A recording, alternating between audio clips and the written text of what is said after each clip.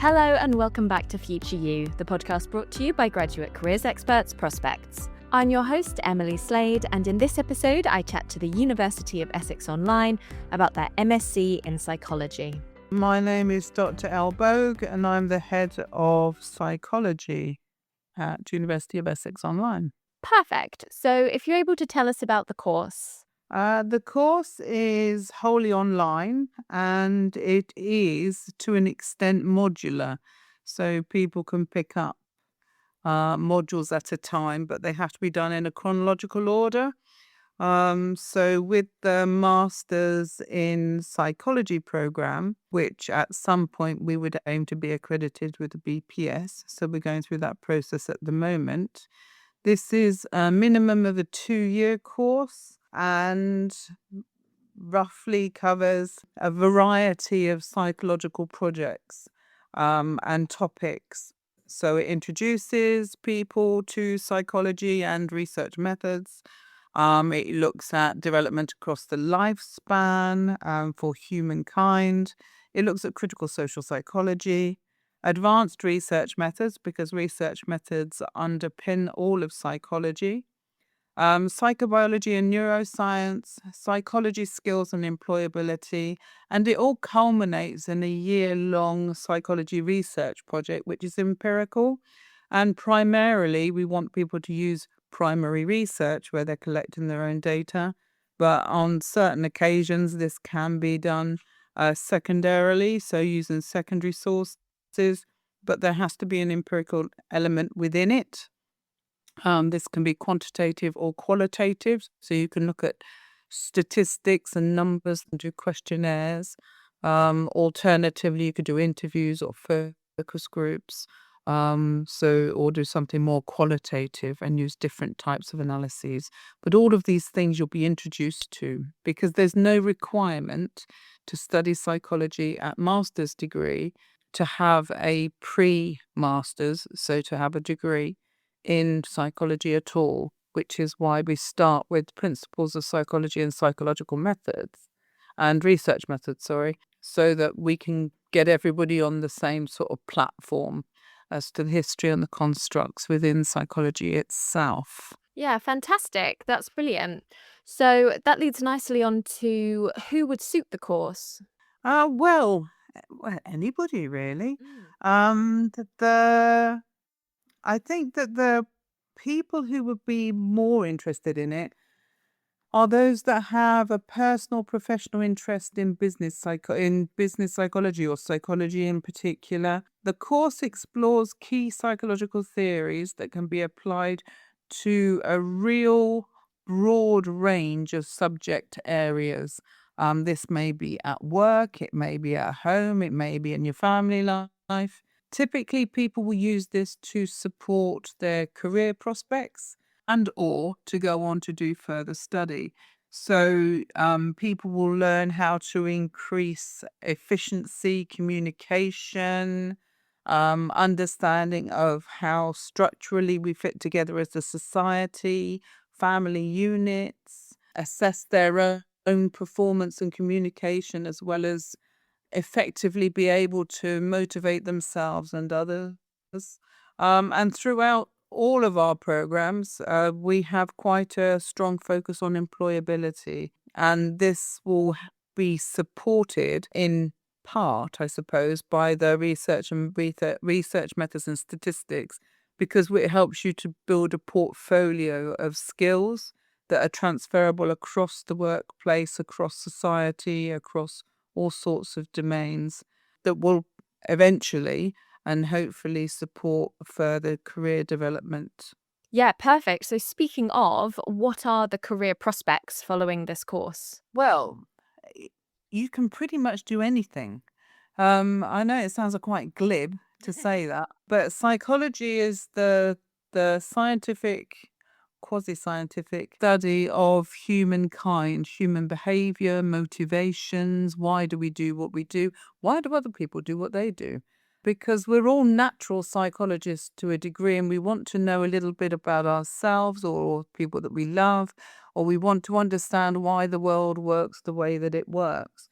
With that in mind, having a broad psychology postgraduate degree will allow you the opportunity to explore those constructs on a deeper level, and it will apply to any career. So because this is not accredited as of yet, should it be accredited, you would qualify for GBC training, which means you could get graduate basis for chartership and train as a chartered psychologist. But that's still in the pipeline. Currently, as it stands, it isn't, but it does not prevent people from going on and pursuing careers at work that may have a psychological bent. We note that a lot of the students that we have are international students, and lots of international students already work full-time anyway. So this is a means of generating further career prospects, going up the corporate ladder, as it were, and applying their understanding of human behavior, well-being, and relationships as in a means of increasing opportunities in HR, in PR, in a variety of different settings. Perfect. So, in terms of the course, what support is available for students? Well, there's student support. Everybody is allocated a student support advisor with a psychology background on enrollment, who they can contact when they have any queries, any questions, if they've got any pastoral or academic concerns. And they'll be signposted on to disability advice should they need some additional support in terms of their mental health and well-being, or even their academic support. They may need a support summary in place. They may have had one in a previous institution. They may not even know that they need one, but it might be something that might be worth being assessed should they be falling behind or finding it a bit more challenging. There's also study skills. This is available to all students at University of Essex Online. And they are excellent sources of ensuring that you are meeting the standards of writing that are required, because as a psychology subject, we have formatting, which is APA, and it's quite stringent, it's quite strict, and you are marked against it. But there is plenty of resources available to support that. There's also access to the University of Essex Online library. So, and this is the University of Essex's library, but it's their online resources, journals, all sorts of blogs, all sorts of journal entries. There's peer support. There's also WhatsApp groups. Lots of students like a WhatsApp group where they can study collaboratively together. But we also run at least one assessment across the course, that is a collaborative learning question, where you learn from one another, you feed back to one another all the time, and it's something that we certainly encourage. Perfect. And you've briefly touched on it, but can we look at the learning, teaching, and assessment methods for the course? Yes. So the learning is wholly online. You would be in your own place of work, home, somewhere quiet, hopefully, where you don't have dogs running past all the time, being very distracting. But we do understand that the majority of our students also work full time and or have family commitments, so they're fitting studying in with everything else that they have to do. So all of our lessons are hosted on the virtual learning environment, or the VLE, instead of traditional campuses. This means that you'll have access to materials 24/7, 365 days a year. And this includes things such as multimedia lecture casts, and this is made up of written content, short videos, animations, audio recordings, infographics, short tests, and mini assignments. And these aren't like traditional lectures where you just talked at for an hour. These are a combination of all of these things to keep your mind going, because we all know that the memory span and the mind isn't easy to occupy for long periods of time.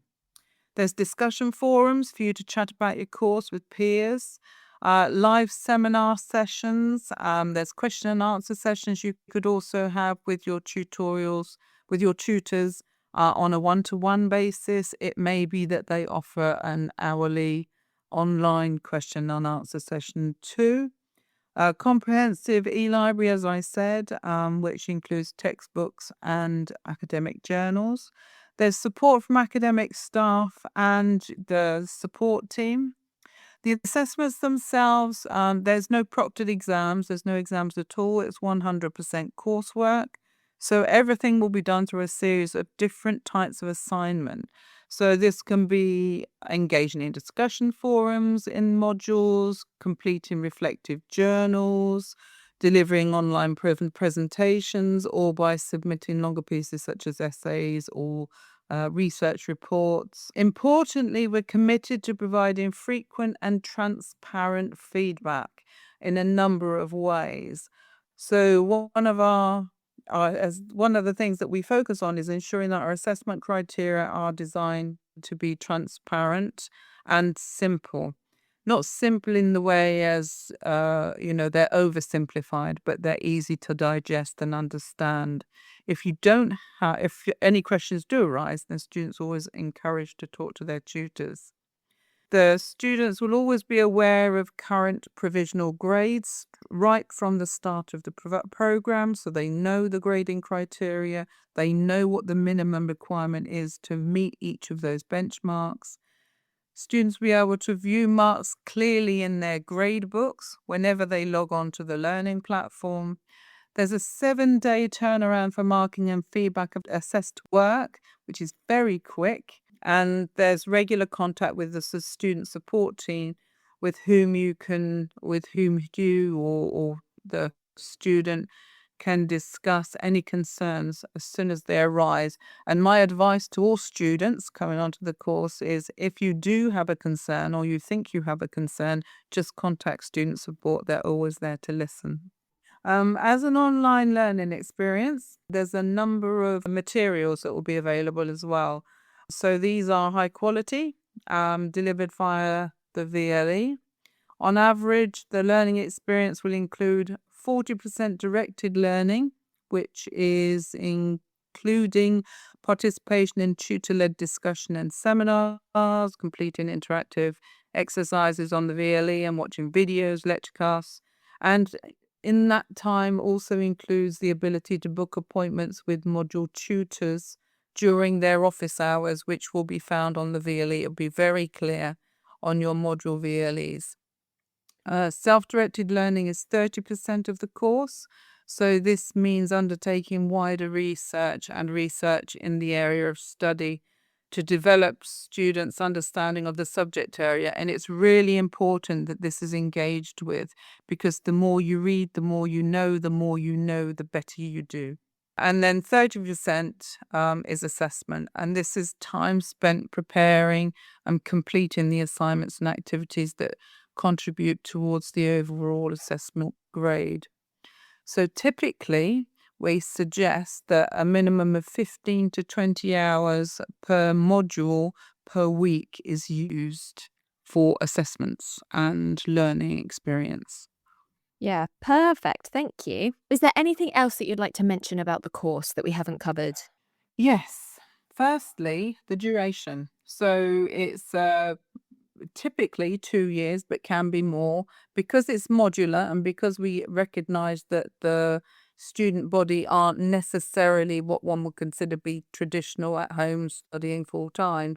And they do have lives that are at times barriers to their learning journeys. We understand that might be longer, but we say on average sort of 2 to 3 years.